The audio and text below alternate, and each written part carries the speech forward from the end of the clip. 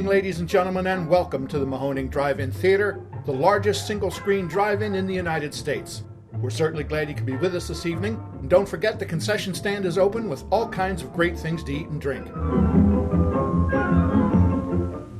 89.3 Mahoning Drive-In Radio. It's your old friend Virgil back once again for another amazing episode. And we're very excited to have my co-host Mark here, but also our good friend back in the house, Mike Kenny. Welcome, my friend.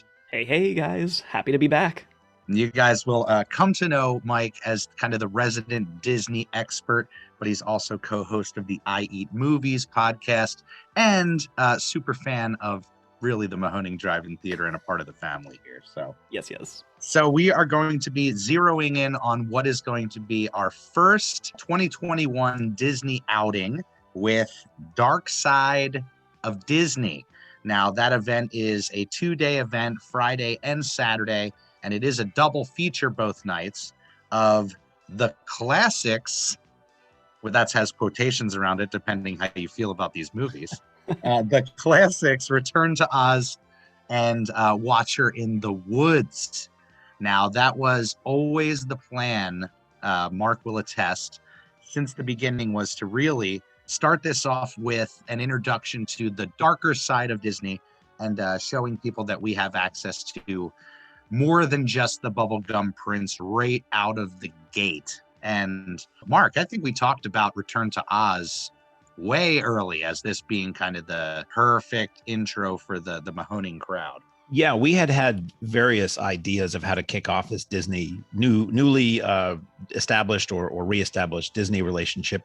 Initially, we said, Jeff was saying we should go with Stone Cold classics, and I looked and I'm like, we could do. They have on film Swiss Family Robinson and 20,000 Leagues Under the Sea, but those are each like 2.5 hours long.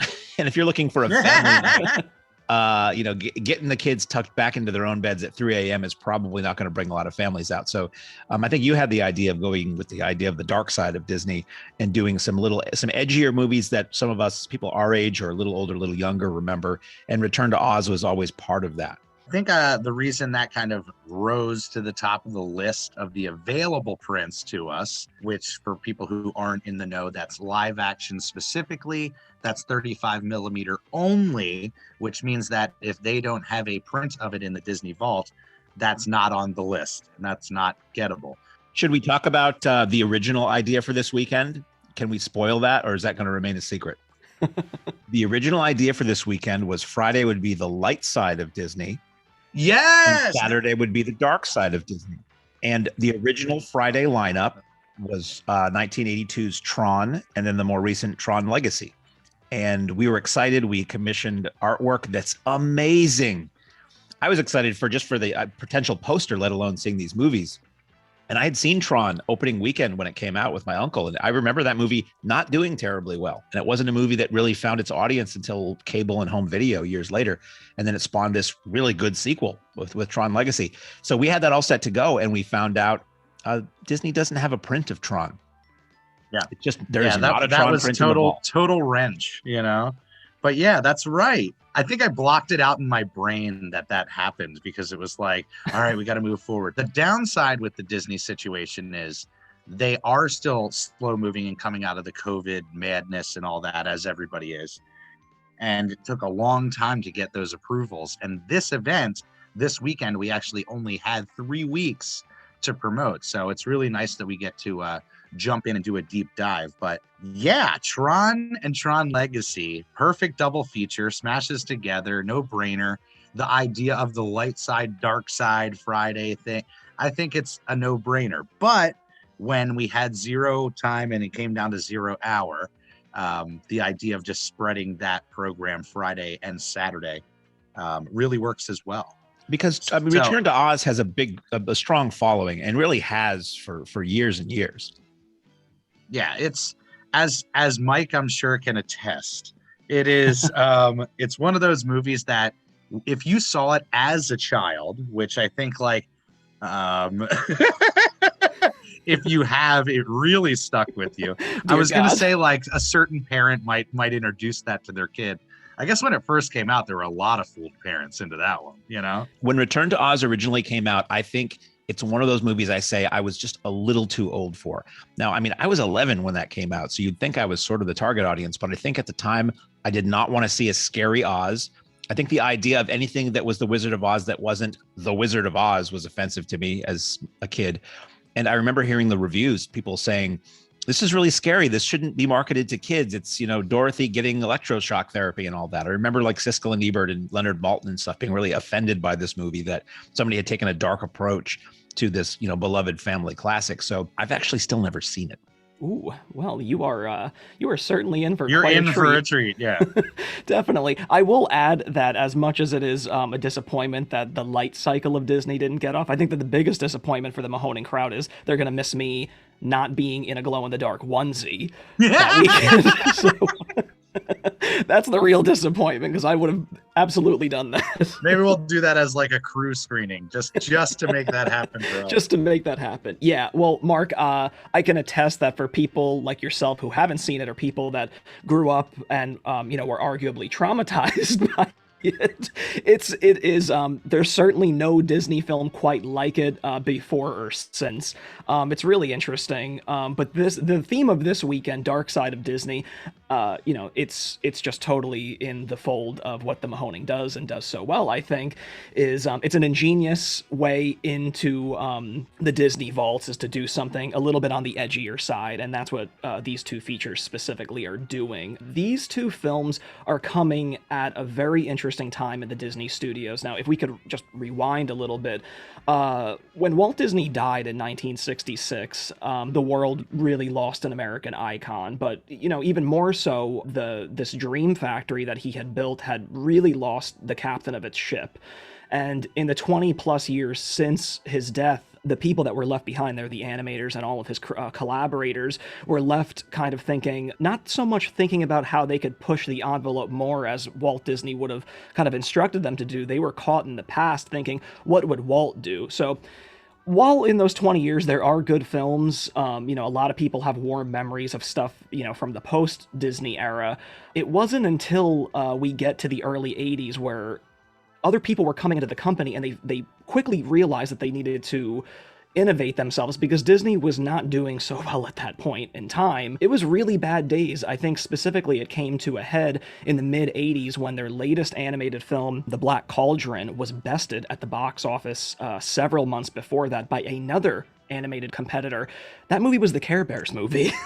Wow. So when that's you a low. That's a low. That's a So yeah. So when you certainly lose at the box office, when Disney, the gold standard of animation, loses to a film like the Care Bears movie, they realized that not only the Disney animation division was in trouble, but arguably the whole company could have been in trouble. So a few years prior to that, it's really this half-decade period where there was some really interesting stuff going on, and there's one person where, obviously being in the shadow of Walt Disney, there's few people that can kind of come in and do something really revolutionary, and there's one person in particular that I think in the history books they tend to forget, and it's Walt's own son-in-law, Ron Miller, who was a former Los Angeles Ram. He had done, held various positions throughout the company throughout the years. And then when the 80s started, he figured it's time to innovate this thing a little bit. We need to kind of open this up to maybe a younger adult audience. And that's when we start seeing things like Midnight Madness, some more teenage fare, if you will. And then we're kind of delving into the two films that we're going to be showing this weekend, Return to Oz and Watcher in the Woods. So, I just really want to give a lot of credit to Ron Miller, because at a time in the company where so many people had kind of lost their way and lost their belief in the impossible, it was Ron Miller who really stuck to his guns and thought, no, we can challenge the audiences a little bit more. We can do things that not, people will necessarily think are Disney. We can do that and see and test the waters with it. So sometimes they didn't always work, but other times I think that they really paid off, especially in retrospect, when you think of, the trippy space odyssey of the black hole to, the computer-generated game changer that was Tron. Mm-hmm. There's just a lot of really creative, ingenious things, maybe not wholesome kiddie fare necessarily. But yeah, like the two films in particular, Return to Oz and The Watcher of the Woods, are two that strike a chord. They don't necessarily seem like wholesome Disney films, but they absolutely struck a chord with the audiences that saw them. And then in the years since, these are films that have certainly lasted with people that they want to introduce them to, you know, younger audiences or their own kids now. So I think that that's really special. Now, fly away with Dorothy and her wonderful new friends, the Gump, half moose, half flying sofa, a talking chicken, Where are we anyway? Jack, and Tip-Top the mechanical soldier, to save the Kingdom of Oz from the evil princes and a king with a body of rock. In a magical new movie, Return to Oz.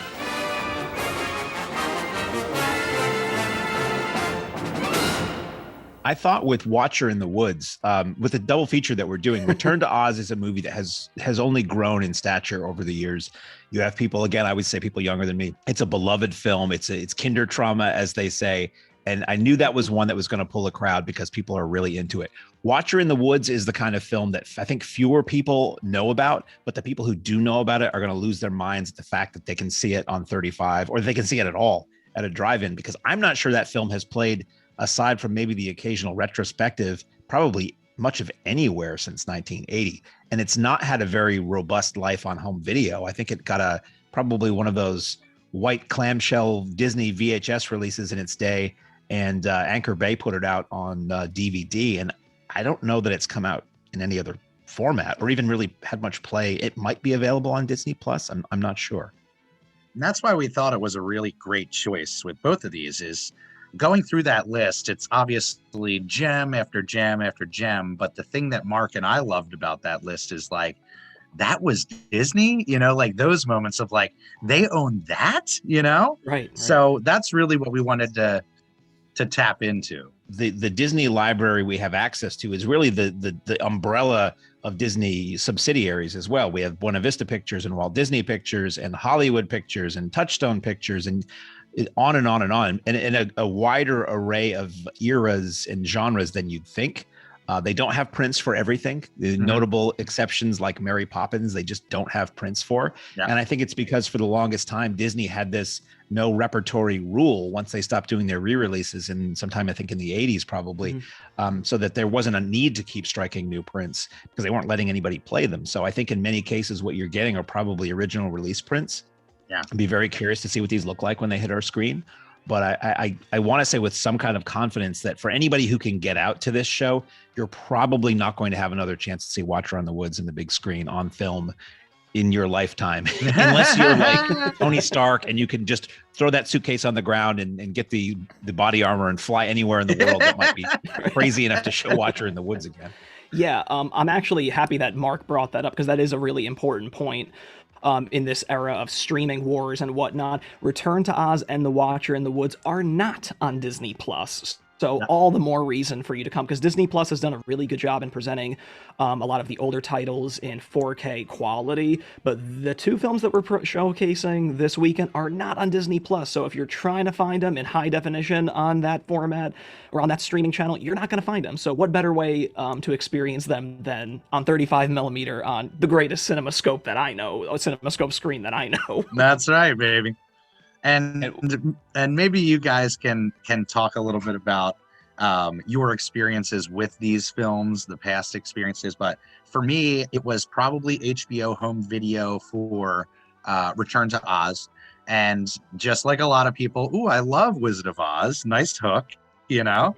And you get kind of sideswiped with this totally unique, weird world that, again, at times can be for a kid a little frightening, especially going into it not prepared what you're going to get. Yeah. But I think just like a lot of movies in our childhood, it's kind of that rite of passage thing. And a lot of people who hold it really close in their heart is like, ooh, that freaked me out and I loved it. You know what I mean? So I think for the Mahoning audience, as kind of the spoon-fed, hey, this is an easy approach to come into Disney. It's a lot easier than, selling the Mahoning crowd on coming to a bubblegum Disney weekend right out the gate. Although we will be doing plenty of those, classics without a doubt. Definitely. Yeah, I love that you touched on that because you're right. It is a rite of passage, getting the bejesus scared out of you as a kid and to kind of carry that tradition on because, yeah, I mean, no way about it. These are some cult gems here. These are some deep cuts from the Disney vaults. These are definitely playing on some scarier themes. These are not, like you said, the wholesome golden age Disney films of yesteryear, but I think that that's what really separates them apart from it. My experience with Return to Oz, at least actually with both of these films, I didn't really have a childhood experience with these per se, but being a huge Disney fan, just every Disney film that I could get my hand on or haven't seen, I tried to do. The Watcher in the Woods is a relatively recent watch for me. I've always heard about the reputation of Watcher, but it wasn't until semi-recently that I caught up with it finally. Whereas Return to Oz, I feel like if you're kind of even remotely in the know with Disney and kind of the cult discoveries in the Disney catalog, Return to Oz always comes across on your radar. So when I did see that, I said, this is not home. This is not the home that we remember. Yeah, but when I head back to Kansas, please. Yeah. Like that black and white Kansas didn't seem so bad anymore. That was 1985, right? For Return to Oz? That was 1985. Return to Oz opened on June 21st, 1985, opposite. Can you just get ready for this lineup as if, every weekend in the 80s wasn't awesome? Return to Oz opened opposite St. Elmo's Fire, Cocoon, and Life Force. Come on. How do you even make a decision on that? Just give me. I'm clearing the weekend. The weekend. That's what it was. Yeah. That's amazing. I love little facts like that where you can really go back in time and be like, okay, when we had Andre out for Monster Squad, we were talking about, how that whole box office debacle happened because Lost Boys was in the mix at that time. And, people were really into this, this edgier adult version, if you will, of the vampire group. And then these little kids come in and it was just bad timing. But with this situation, I just think it was such a unique sell and a unique angle. And like you said, this is the time that they got a bit more experimental. And for somebody who is VHS era, home video era discovery, it's a perfect discovery piece to be like, oh, wow, this is something else. Yeah, definitely. I mean, the genesis for Return to Oz is much like Watcher in the Woods. It's a pretty interesting. Both of these films are very go for broke productions. Again, we're going back to a time where Disney was really trying their hands at just something that wasn't of the norm from them or what people necessarily expected. So, interestingly enough, Return to Oz kind of formed during a brainstorming session with Walter Murch, who was a noted sound editor and sound mixer for people like George Lucas and Francis Ford Coppola, and he was having a brainstorming meeting with some of the production chief from Disney. And in that meeting, Murch discovered that Disney still owned the rights to Frank L. Baum's classic tales. This production chief had no idea of this. He had no idea that Disney was sitting on the rights that were, might I add, soon to be expiring. So they explored the idea of what they wanted to do. So they were going to use Baum's second and third stories as springboards for this new feature film that very clearly started to they were envisioning it with these brooding dark clouds over the production, which obviously found themselves on the screen, but also behind the scenes too. Murch was a first-time director. This is his only film ever, because I guess he was so jaded from the experience. But what a first and only film to go out on. But yeah, I mean, I'm telling you, it's nuts. It really is. And this film is not. This is not the Oz that we quite remember from 1939. Certainly not. This is a totally different, unique, and really inventive sort of environment. And again, it's genuinely frightening at times. I mean, it's eye candy galore. It's using so many different forms of movie magic, from puppetry to optical effects. We're seeing so many things thrown out on the screen. And again, it adds to this aura of films that kind of play in the fantastical and the frightening. I'm thinking of things like The Dark Crystal and Legend. Return to Oz definitely fits very handsomely on that same list, but it, on the same hand, it really stands alone, being those are that and this is this. It's that dark fantasy realm that obviously for the Mahoning crowd works very well. Some of those titles you mentioned are home runs here. Yeah. And that really is the thought process behind the programming of all this stuff. Is we will eventually be working these into weekends and into lineups and things like that, but we wanted to have a specific kind of outing right out the gate that was very much like, okay, here we go, like opening up the floods. So it's really nice to see everybody kind of supporting this effort, all that stuff, getting on board, but more the amount of requests that have come since we've said or made the announcement that we're working with Disney is pretty staggering, and it's all over the map. Yeah, there's so many people have had so many requests, and we always have to sort of gently remind folks that we can't get the animation. Although, with Who Framed Roger Rabbit, we can sort of bend that rule a little bit because there's a whole bunch of animation in that film. Yeah. Disney is so beloved by so many generations of people. So many people like me grew up in an era where they still did re-release these films theatrically every so many years. And you had your weekly... On ABC, you had the Disney Sunday movie, and you had The Wonderful World of Disney that was a syndicated package, and there was just so much Disney everywhere, not even counting when home video came and the Disney Channel came to town. And there are just so many, again, generations, I guess, that have never had the opportunity to see these movies on the big screen. So I'm kind of thrilled that we're able to do that. And really one of, I don't know how many entities in this country are able to do that. So it is with great pride and responsibility that we unleash these two films. That we present Return to Oz. Don't mess your kids up. When Return to Oz came out, I seem to remember it getting a little bit of a merchandising push. Like Disney either was hopeful or confident. I remember like the little storybooks you could buy. Oh, I thought you were going to say action figs and stuff. I was like, oh my God, I need a tiki-talk. I'm not sure, but I feel like there were some semblance of products that were attached to this that not a lot of people bought at the time. What I always looked at Return to Oz as is, even though I had the experience when I was younger, it was the movie we'd watch at parties and stuff in high school and college. It was literally like a trip. You could put it on and it's like watching Pink Floyd's The Wall or something, where it's just like, what is happening? Why is she rocking around with a rooster the whole time? Where did this robot come from? Giant pumpkin guy. I don't remember that from the original.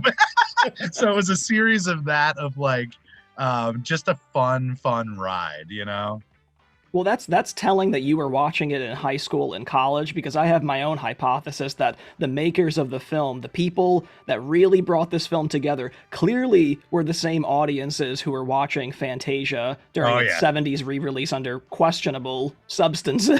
I think that's the only way that we got Return to Oz, frankly.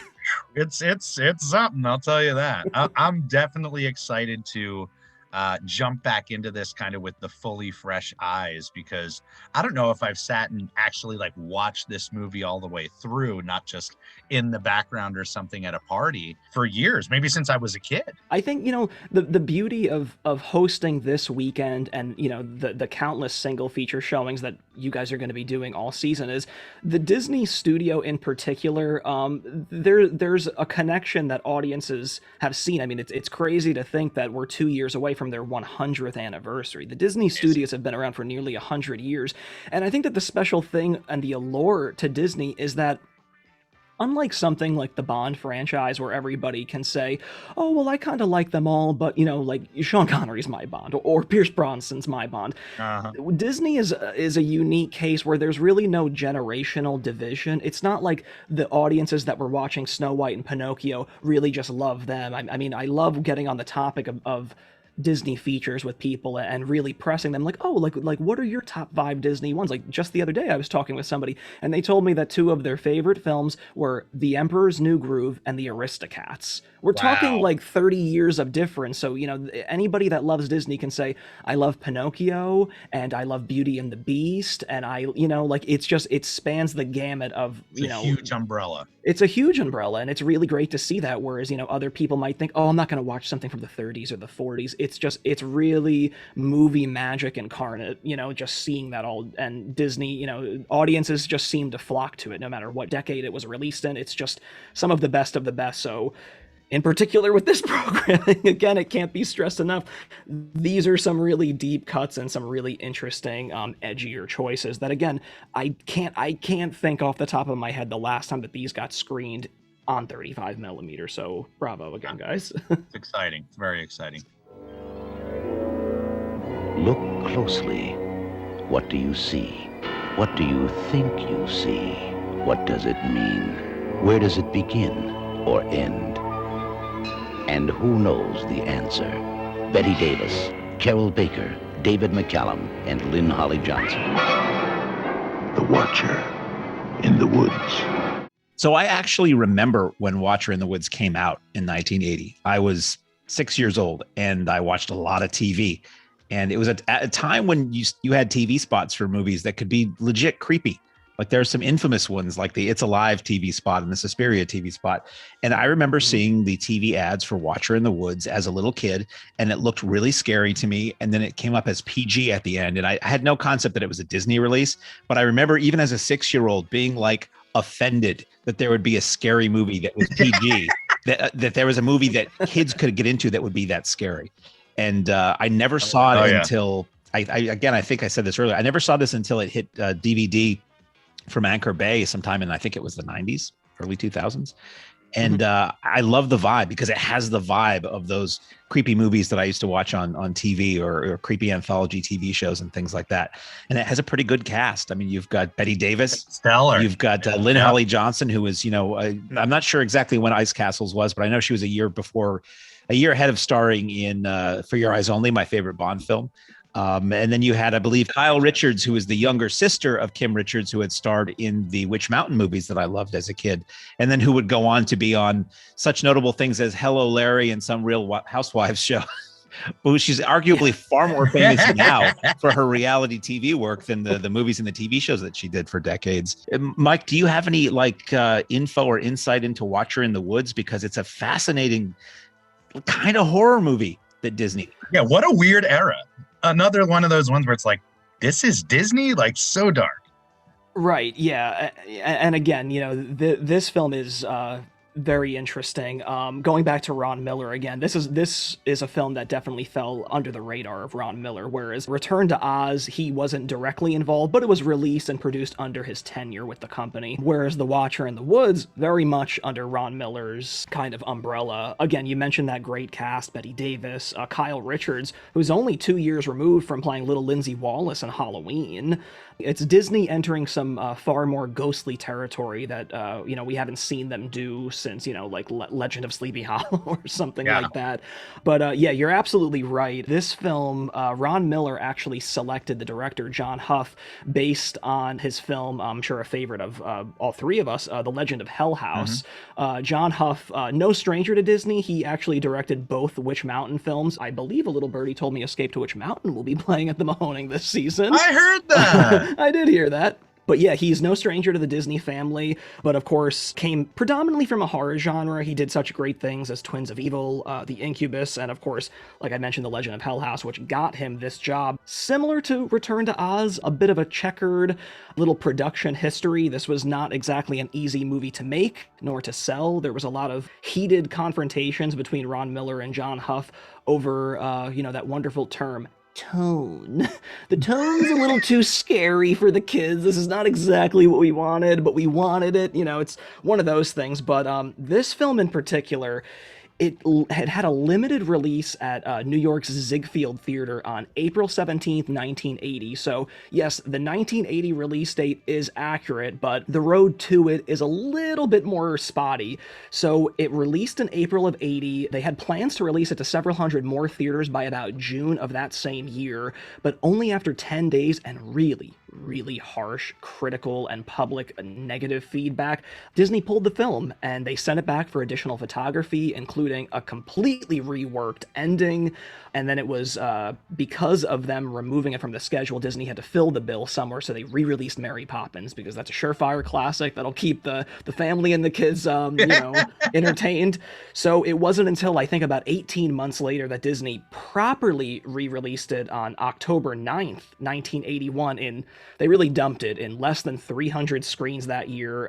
The film, the week that it released, it didn't even infiltrate the top 10 at the box office, which, if you were wondering, Mark, the week that dropped, Paternity, starring Burt Reynolds, was number 8 that weekend. Reynolds. I like Paternity. So, was that number 1 at the box? That was number 1 and number 5. Power of Burt. Yeah, can't mess with that in the 80s. Yeah, I mean, like, really, Paternity was number 1. That's the kind of stuff that was driving him. But, Raiders of the Lost Ark was still hanging on. They were number 5. Mommy Dearest was number 6 that weekend. But yeah, Watcher in the Woods didn't even infiltrate the top 10. Barely pulled in any money. It was a pretty big disaster. But yeah, again, we're going back to that tone. This is very much ghostly territory that we're entering. I really like the feel of it, where the two sisters in the film, Kyle Richards and the older sister, they're both very noticeably American teenagers, and they're being transported to this foreign kind of English countryside. So I like that. It's very much playing to the films of this era where the parents are there, but they're very noticeably out of the picture for most of it. So it's the children really fending for themselves against these supernatural forces, a real kind of, big thing that was going on in the 80s, as, we mentioned with Monster Squad, the Goonies. It's a lot of the kids where, they have a baseball bat and, some string and they have to fight the ghosts or something, like that's really what we're getting in The Watcher in the Woods. But it's these spooky supernatural vibes that kind of add to the aura of this film, and it's kind of hilarious to think that the original ending that they were going with almost painted it into a much more sci-fi territory where there's like an alien involved. It just sounds horrendous. Really? Yeah, like it totally throws the tone off of like the previous 75 minutes that we've been, privy to, and then at the end we're like, wait, it's been an alien the whole time. So crazy. And they saved that and call. they put it into the 4th Indiana Jones movie. Yes. Actually, if I'm not mistaken, the Anchor Bay DVD presents that original cut, does it not? They do, yeah. It's in there as a special feature. They keep the film intact as it was released in '81, but that original ending is in there as a bonus feature, so everybody can be just as perplexed by that when that they rules. watch. I love that. Yeah. That's the type of stuff that you're going to get here with Mike, is those deep cut goodness. I just love it.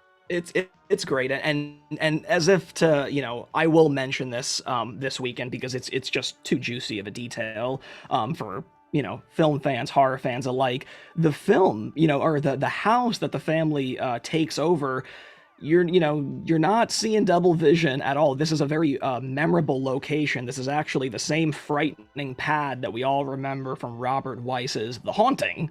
That's why, yes. So that's why it's my brain just blew up. That is it's pretty crazy. That's damn near my favorite horror movie. That's amazing. I had no idea. 2 peas in a pod. Yeah. I mean, and if that doesn't add to your enjoyment, it's one of those things where I think, I know I've seen that house before. And then once you kind of get down to it, you're like, that's it. It's The Haunting. It's The Haunting house. Oh, just so as eerie as it good. was in the 60s. It's fantastic.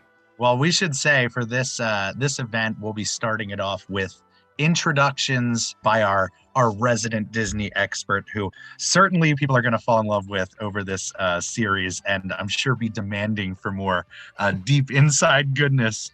But you guys can rely on it. Our plan is to do this regularly, right, Mark? Oh yeah, Yeah, the plan is to have, if he's willing and able to be there, have Mike come on out and do intros for these films and continue to do podcasts like this, where we dive a little bit deeper than the time span of an intro will allow for us to discuss these Disney movies, and Mike's knowledge and what he digs up from the crypt of dark secrets for Disney. And we also want to mention that we will have a trailer reel of Disney trailers for all of our Disney features provided to us from the deep archives of exhumed films. So that will set the tone nicely. After Mike's intro, we'll delve into some previews for films that may or may not ever be coming to our screen. Well, Mike wasn't at yesterday's screening, the Sunday screening that we just came off of, but it was our first Spaghetti Sunday. The weather was gorgeous. The sky was beautiful. And Harry supplied the trailer reel ahead of time. And I always say it, if Harry's offering to put together a trailer reel, you never say no, because he delivers. So for you guys that are on the fence and coming out, that's an added bonus, because you know there's going to be some really fun stuff before the films hit the screen. Attention, please. A $50 reward will be paid for information leading to the arrest and conviction of anyone caught stealing our speakers. If you accidentally pull a speaker loose, don't worry. Just turn it in. There is no charge, and we'd appreciate it. Do you want to talk a little bit about your experience, Mike, this last weekend? We just came off of It Came from the 80s. You were there both nights, right? Oh yeah, I was there both nights. I got in real early. It's always a blast. I mean, I've said it time and time again. If I'm not at the Mahoning lot, it stands to reason that I'm probably in Disney World then. That's the only good reason for me not to be there. But yeah, It Came from the 80s again, you know, a joint collaboration by our friends at the Mahoning and Exhumed Films. 6 films over 2 nights. We had some great ones. We had The Keep on Friday, From Beyond, and Amityville 2, The Possession, the best. Awesome. The best and sleaziest of the Amityville films. That was a blast. You know, great weather, really wonderful moonlight we had that night. And rolling off into Saturday, we had Child's Play, the original Child's Play, which is great. Packed the house. Totally, right? Saturday was fantastic. That was crazy. Terrifically underrated score in Child's Play, I think. I really like that. Yeah. Then we had Basket Case, a 4K presentation of that one. And then we ended the night off with Of Unknown Origin, the great Peter Weller film where he beats a subway rat and is brownstone to hell. What a freaking trip that was. I got to say, that was a first for me. I've never seen that film. It's a kooky one. And I love that. That's what I love about Harry's programming, is I can almost guarantee that he kind of works in this magic, you know what I mean, of a deep cut. And that's from the director of Cobra and Tombstone, one or more of which will be hitting our screen. George P. Cosmatos, yes, son of whom did Mandy and Beyond the Black Rainbow. So yeah, what a career. That's right. Just to bring it back too, that same director, he directed Rambo First Blood Part 2, which came in the box office number 2 behind Cocoon the same weekend Return to Oz opened. Full circle, baby. There it is, That's guys. why he's the pro. That's why he's the pro. Well, I can say it. We're super excited to have you as part of this audio venture. And this weekend really felt like kind of a homecoming for a lot of people, a lot of our real regulars that are there for the big Exhumed events were out. And you're certainly part of that in a big way. And just so the Patreon members know, we are going to be filming these as well. It's going to be kind of alongside Jeff when he does his intro to the films, an intro to the whole crowd that's there. Mike will be right there by his side.